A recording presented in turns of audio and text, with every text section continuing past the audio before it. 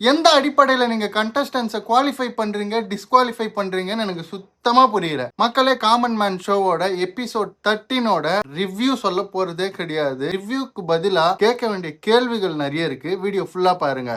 அதே court task வச்சுதான் இழுன்னு இழுத்தாங்க.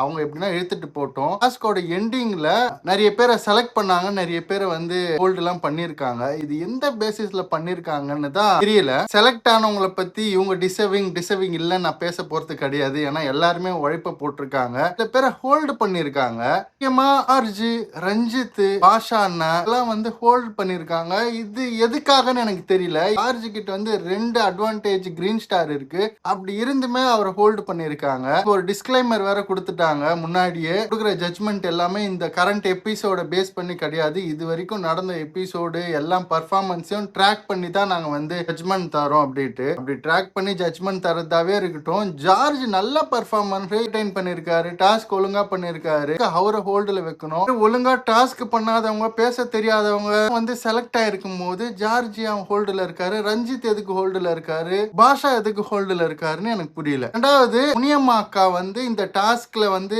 Select பண்ண போறேன்னு சொல்லும் போது எல்லாரும் கண்ணை கட்டி பேர் சொல்லி தான் வந்து அதை வந்து பார்க்க வச்சாங்க. அந்த ஒரு டாஸ்க்ல கூட முனியம்மா அக்கா வந்து உண்மையா இல்லாம சொல்றதுக்கு முன்னாடியே கண்ணை திறந்து அவங்களோட கார்டை பார்த்துட்டாங்க.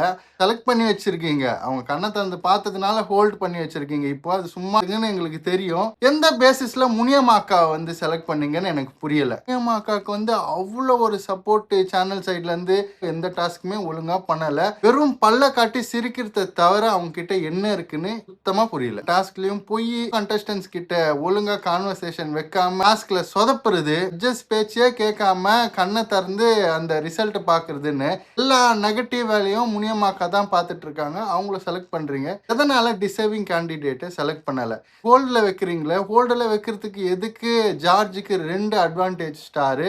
அந்த அட்வான்டேஜ் ஸ்டாருக்கான வேல்யூ என்ன? எதுக்காக அவர் கஷ்டப்பட்டு அதை ஜெயிக்கணும்? என்னையா ஷோ நடத்துறீங்க? உங்க இஷ்டத்துக்கு செலக்ட் பண்றது, இஷ்டத்துக்கு ரிஜெக்ட் பண்ணிக்கிறதுக்கு எதுக்கு காமன் மேன் ஷோ? எதுக்கு அந்த டாஸ்க்? எதுக்கு இந்த எபிசோட் வச்சு எங்களை பார்க்க வச்சுட்டு இருக்கீங்க? அதில் ரூமுக்குள்ள நீங்களே உங்களுக்கு பிடிச்ச கண்டஸ்டன்ட்டை எப்போதும் போல பிக் பாஸ்க்கு எடுக்கிற மாதிரி எடுக்க வேண்டியது தானே? ஹோல்டில் இருக்கவங்களாம் நாளைக்கான டாஸ்க் பர்ஃபார்மன்ஸ் நல்லா பண்ணாங்கன்னா செலக்ட் ஆவாங்க. இவ்வளோ நாள் பண்ண டாஸ்க்ல வாங்கின கிரீன் ஸ்டார்லேயே செலக்ட் பண்ணல, இதுக்கப்புறம் வாங்குறதுல நீங்கள் செலக்ட் பண்ணிடுவீங்களா? சும்மா மக்களை ஏமாத்துறதுக்காக ஒரு டாஸ்க் வச்சு அதை எபிசோடா நடத்தி கண்டஸ்டண்ட்டை வற்புறுத்தி துன்புறுத்தி டாஸ்க் பண்ண வச்சு அவங்கள எல்லாரையுமே சீட் பண்ணிட்டு உட்காந்து இருக்கீங்க. நீங்க கமெண்ட்ஸ்ல சொல்லுங்க, இவங்களோட ஜட்ஜ்மெண்ட் கரெக்டா? உண்மையா டிசர்விங்கான ஆளுங்களை தான் இவங்க செலக்ட் பண்ணி வச்சிருக்காங்களா? கமெண்ட் பண்ணுங்க. நானும் மக்களும் பார்த்து தெரிஞ்சுக்கிறோம்.